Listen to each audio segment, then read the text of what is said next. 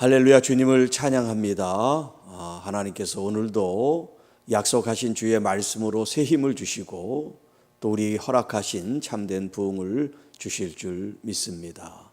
시편에 부흥이 있다 187번째 시간입니다. 오늘 본문 말씀은 시편 119편 7번째 연에 해당되는 말씀입니다. 49절부터 56절 말씀입니다.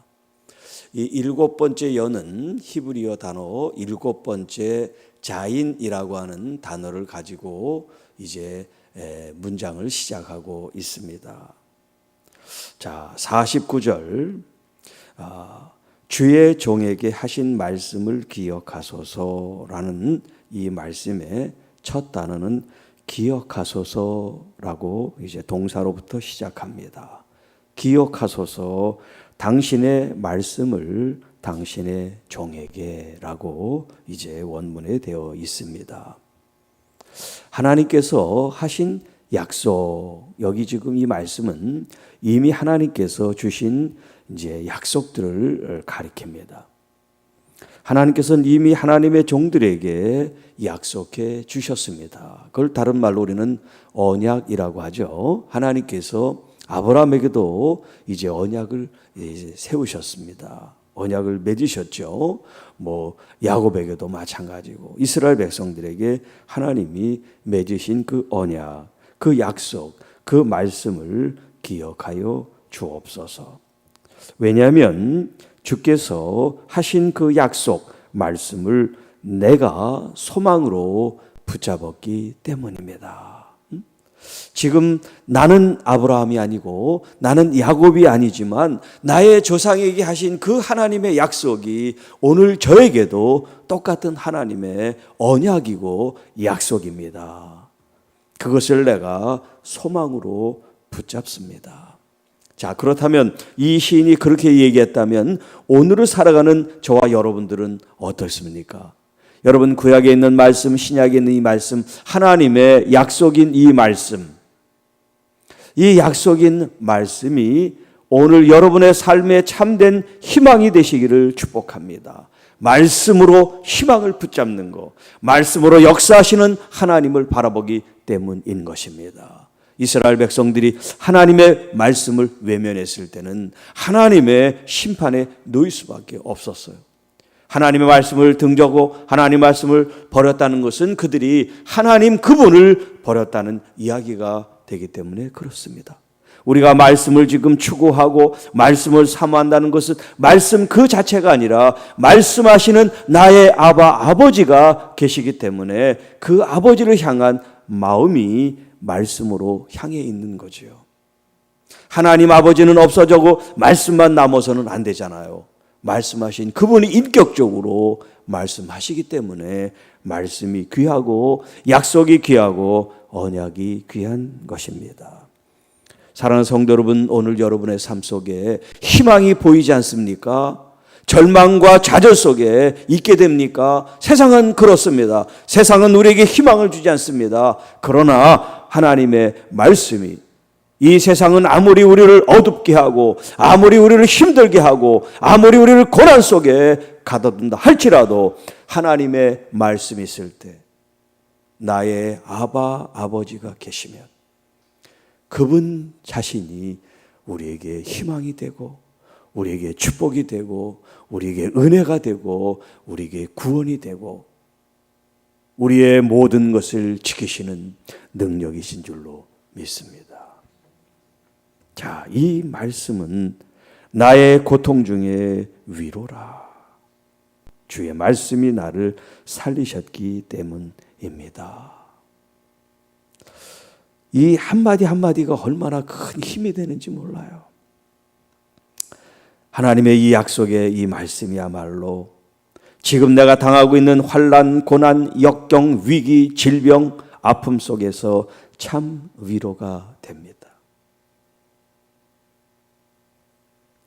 욥의 그 고난 가운데 친구들이 찾아와서 위로를 한답시고 충고를 하고 지적질을 합니다. 도움이 안 되고 위로가 안 되죠. 하나님의 말씀만이 참 위로가 되는 줄 믿습니다. 그렇기 때문에 여러분이 여러분의 생각과 마음을 가지고 위로하는 것이 아니라 하나님의 살아계신 말씀으로 여러분이 메신저가 돼서 아프고 힘든 영혼들의 참 위로자가 되시기를 축복합니다.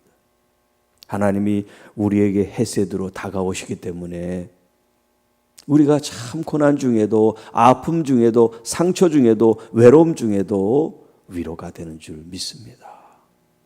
위로라고 하는 것은 그 사람을 지적하는 거예요. 네가 그러니까 지금 그런 일을 당하는 거야. 그건 위로가 아니죠. 아무리 지금 그게 사실이고 또 그렇다 할지라도 그런 말은 그 사람에게 아무 도움이 되지 않습니다. 몰라서 그러는 게 아니니까요.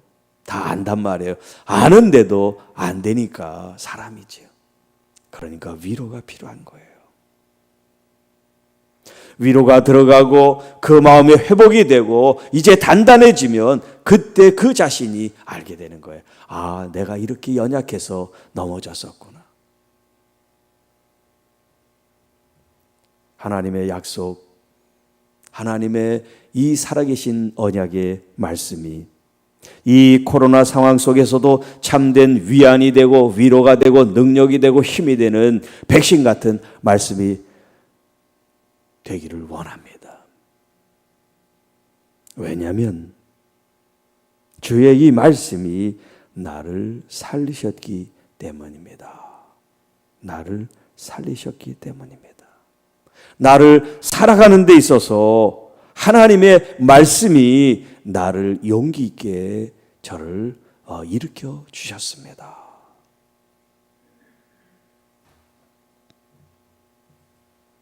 저도 물론 그런 경험을 했고 여러분도 물론 지금도 경험하고 계실 줄 믿습니다. 정말 내 삶 속에 칠흑같이 어둡고 사면이 다 막혀있는 그때 한 줄기 빛처럼 주님의 말씀이 임할 때 그것이 희망이 되고 그것이 우리로 하여금 사는 삶의 동기가 되고 또 하나의 새로운 목적이 되어 하나님의 말씀을 따라 살기를 결단하는 그런 기회가 되었지요.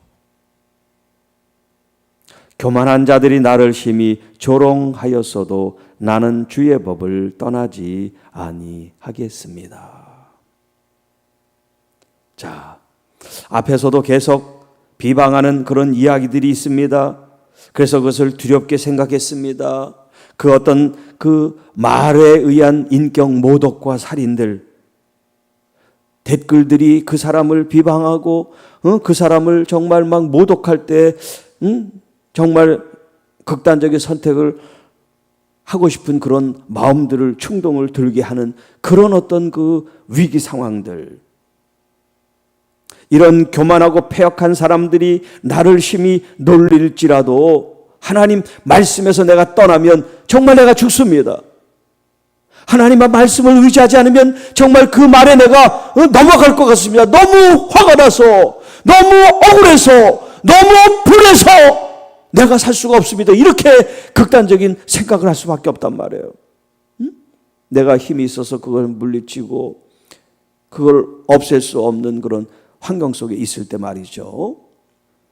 그러나 하나님의 말씀, 여기 주의 법이라고 하는 것은 이제 토라라고 하는 걸 말씀합니다. 율법으로 번역되어 있는 말씀, 주의 법, 주의 율법, 주의 말씀, 주의 가르침, 거기서 내가 조금도 떠날 수가 없습니다. 이 세상은 저를 전부 다 공격하고 모두가 다 손가락질하는 그런 위기 속에서 제가 바라볼 것은 오직 여호와 하나님 한 분뿐입니다. 여러분, 욥기는 42장 전체가 42장으로 되어 있는데 어떻게 보면 거의 전부 다가 세 친구들의 공격으로 채워져 있다고 해도 과언이 아니에요. 위로한답시고 와가지고 계속해서 욥을 공격하는 이야기들을 나열한단 말이에요. 그런 심한 조롱과 모욕을 받을 때 정말 희망은 하나님의 말씀을 떠나지 않는 거예요. 하나님 말씀을 의지하고 붙잡는 거예요. 여러분 괴롭고 힘들고 죽을 것 같은 그런 답답함 속에서도 하나님 말씀을 붙잡아야 참된 소망이 있는 줄로 믿습니다. 이 세상의 선한 사람들, 나를 정말 위로한다고 하는 그런 사람들조차도 속으로는 우리를 욕하고 손가락질하는지 몰라요. 앞에서는 좋은 얘기하는 것 같지만 뒤돌았으면 또 나쁜 얘기, 또 손가락질, 또 비난하는 그런 얘기를 할지 몰라요. 안 그런 사람들도 물론 있겠지만 진짜 참 소망은 하나님의 말씀에 있습니다. 하나님의 말씀을 붙잡으십시오. 하나님의 말씀이 여러분에게 새로운 용기와 힘과 능력과 위로와 노래가 되게 하실 것입니다. 여호와여, 주의 옛 규례들을 내가 기억하고 스스로 위로하기 원합니다. 자, 49절에서도 기억하여 주옵소서라는 말씀을 하고 있습니다. 이제 내가 주님의 그 미시파트, 주님의 그 판단, 의로우신 규례로 정하신 그 길을 내가 마음속으로 새겼습니다. 기억합니다. 그것을 가지고 내가 나를 위로하고 있습니다.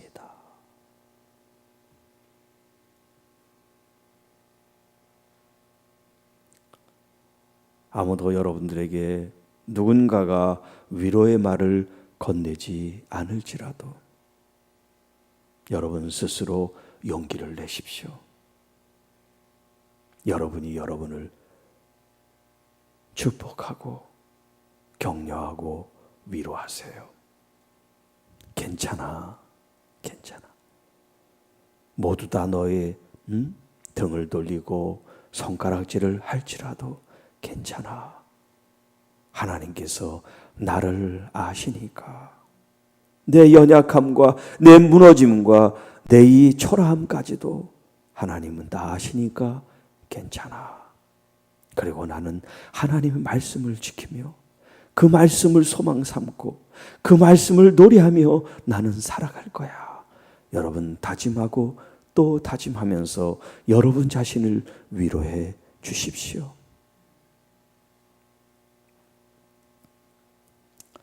주의 율법 토라를 버린 악인들로 말미암아 내가 맹렬한 분노에 사로잡혔습니다.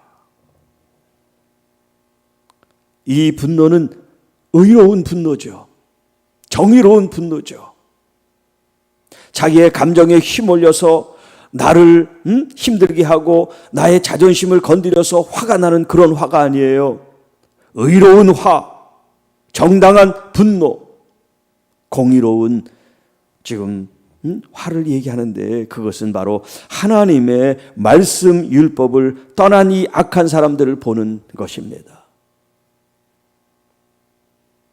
세상에서 조롱하고 손가락질하고 모욕하는 이 사람들이 정말 하나님의 말씀을 받아서 그 말씀대로 사는 사람들이 손가락질한다면 맞아요, 나는 말씀에서 떠났어요, 맞아요, 나는 말씀에서 부족했어요 라고 할 수 있지만 말씀을 떠나고 하나님을 외면한 이 패역한 사람들이 지금 자기를 조롱하고 손가락질을 하는 데 대해서 분노를 일으키고 있는 거예요. 하나님 말씀을 떠난 이 악한 사람들, 이 교만하고 패역한 사람들, 오만한 자리에 앉은 이 사람들을 향한 하나님의 심판, 하나님의 공의로운 판단이 있을 것입니다. 우리가 원수 갚는 것이 아니라 하나님께서 갚아 주실 줄 믿습니다. 자,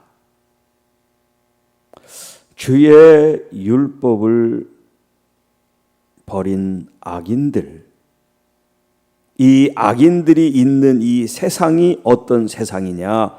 54절에 내가 나그네 된 집에서 주의 율례들이 나의 노래가 되게 했습니다. 자, 지금 나그네 된 집, 우리가 자기의 거처와 거주지가 있잖아요. 우리가 방랑을 하거나 방황을 하거나 무슨 순례를 하거나 그런 나그네가 아님에도 불구하고 이 시인은 이렇게 표현했습니다.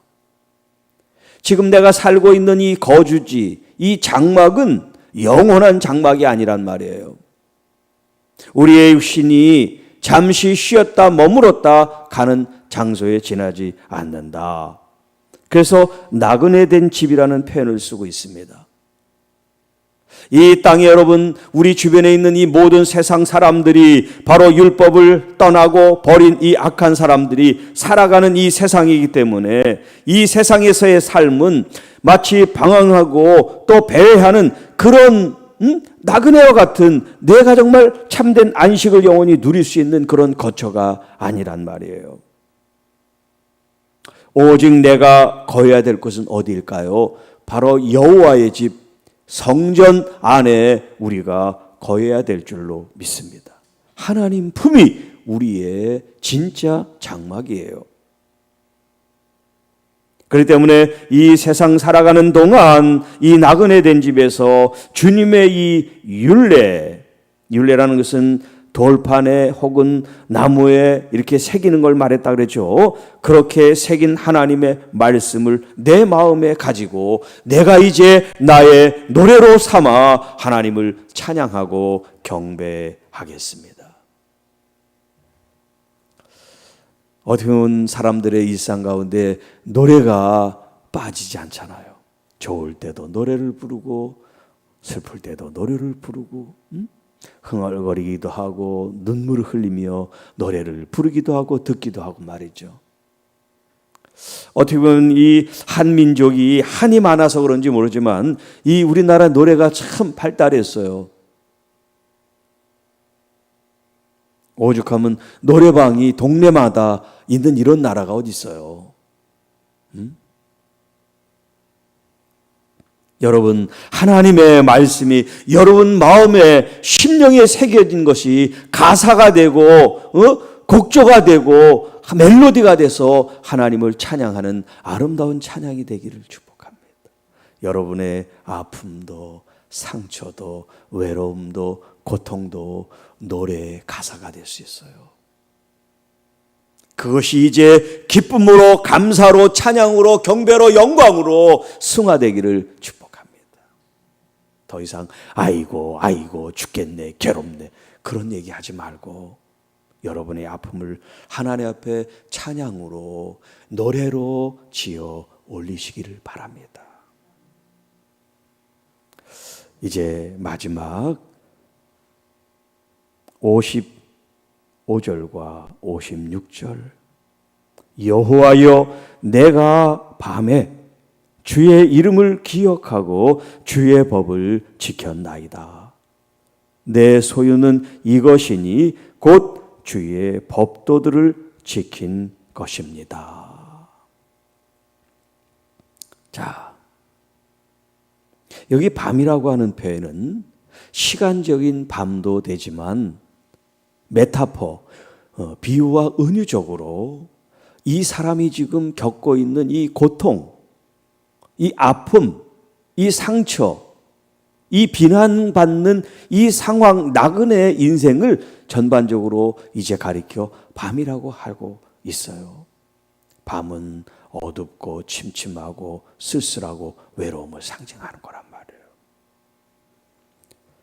이렇게 우리의 환경은 고통 속에 또 밤 속에 혹은 나그네된 우리의 이 처지와 환경이지만 내가 이 밤에도 이 고통 중에도 이 아픔 중에도 주님의 그 거룩한 놀라운 이름을 기억하고 주님의 이 토라 법 율법을 내가 지키고 있습니다.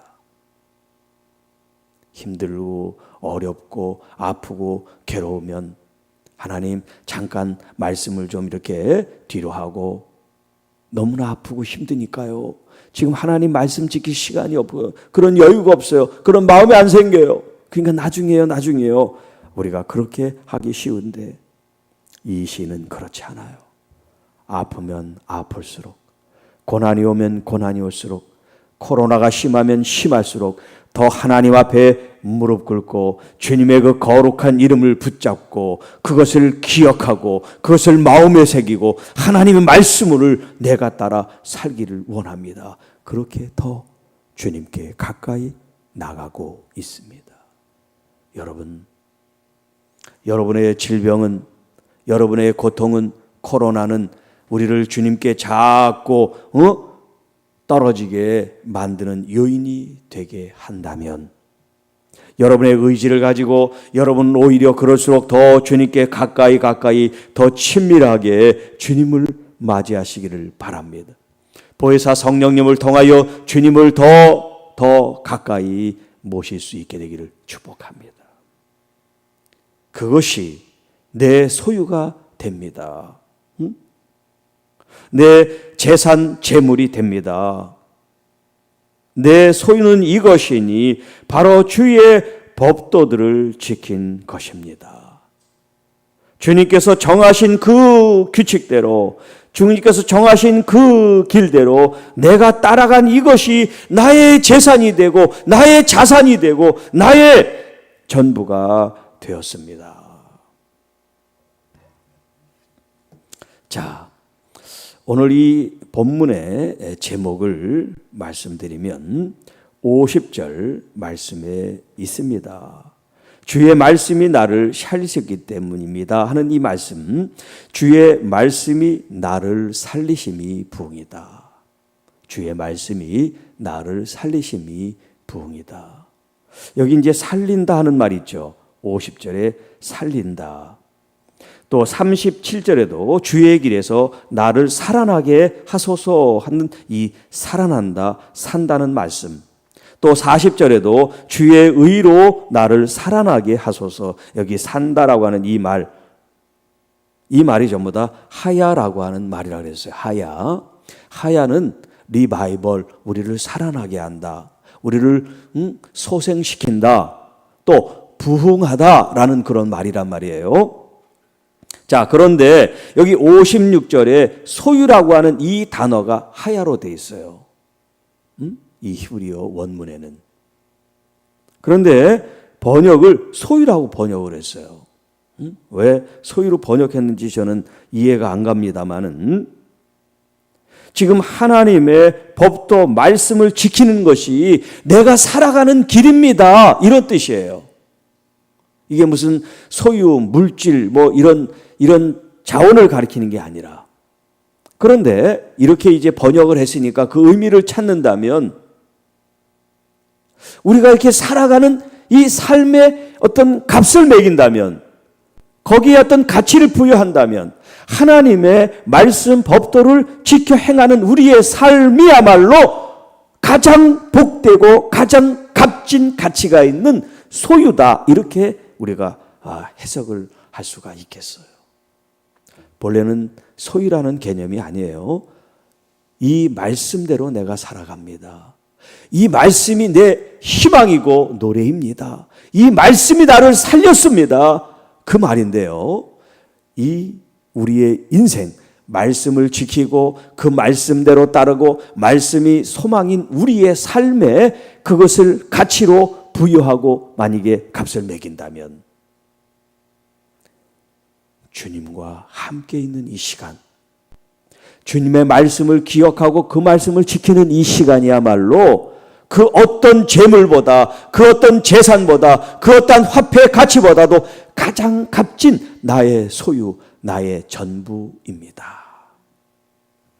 그래서 새 번역에는 이렇게 번역을 했어요. 56절 말씀을 주의 법도를 따라 사는 삶에서 내 행복을 찾습니다. 또 공동 번역에서는요, 당신의 계명을 지키는 것, 이것이 나에게는 전부입니다, 이렇게 표현을 했어요. 소유라는 그런 개념으로 번역을 하지 않고요, 우리가 살아가는 삶에 있어서 참 행복이다, 또 나에게 있어서 바로 그것이 전부입니다, 이렇게 고백을 하고 있습니다. 자, 여러분 아플 때 병원을 찾아가는 건 맞아요. 또 약물을 복용해야죠. 또 어떤 물리치료를 받든가. 그러나 그것만이 전부라고 생각하면 안 돼요. 보이지 않는 하나님의 말씀이 여러분을 치료할 수 있습니다. 여러분을 강건케 할 수 있습니다. 여러분을 용기를 내게 할 수가 있어요. 예를 들어서 전쟁터에 나가서 부상을 입었는데 온몸이 마비가 돼서 움직일 수 없는 그런 부상을 당했다고 생각해 보세요. 그 젊은이가 지금 침대에 누워서 그리고 앞으로도 계속해서 이렇게 누워있을 걸 생각하면 살고 싶은 마음이 들겠어요? 그런데 의사들이 그를 치료하고 이제 조금 나아서 걸을 수 있으면 재활운동하면 다른 평범한 사람처럼 똑바로 걷지 못해도 그래도 쩔뚝거리지만 살아갈 수 있습니다. 그런 말을 해도 이 사람은 그 말을 들지 않는단 말이에요. 내가 그렇게 사느니 죽는 게 낫다. 그런 생각을 할 수 있잖아요. 그러나 하나님의 말씀이 그에게 생명의 말씀으로 들어갔을 때 그 말씀을 붙잡고 다시 살아나고 싶은, 또 살고 싶은 그런 희망이 주어진다면 말씀이 그를 살게 한다 이 말입니다. 좀 전에도 말씀드렸지만 모든 사면이 다 막히고 어둠과 칠흑 속에 갇혔을 때 하나님께서 나에게 주신 그 말씀, 내가 너를 사랑한다. 너는 내 아들이다. 나는 너를 포기하지 않았다. 하나님의 그런 말씀들이 내 마음에 왔을 때 내가 하나님 앞에 이런 죄인임에도 불구하고 나를 아들로 받아주신 그 아버지 앞에 마치 탕자가 아들로가 아닌 품꿈의 하나로 나를 받아주세요 하는 그런 마음과 같이, 사랑하는 성도 여러분, 하나님의 말씀 앞에 나오세요. 그 말씀을 붙잡으세요. 그 말씀이 우리의 아버지세요. 우리의 예수 그리스도세요. 보혜사 성령님이세요. 그분을 말씀을 통해 여러분이 만나시기를 축복합니다. 하라 하지 말라 명령들 말씀들만 여러분이 붙잡으면 안 돼요. 이 말씀 속에 말씀하시는 우리 주님을 만나야 돼요. 우리 주님의 그 마음을 여러분들이 받아야 돼요.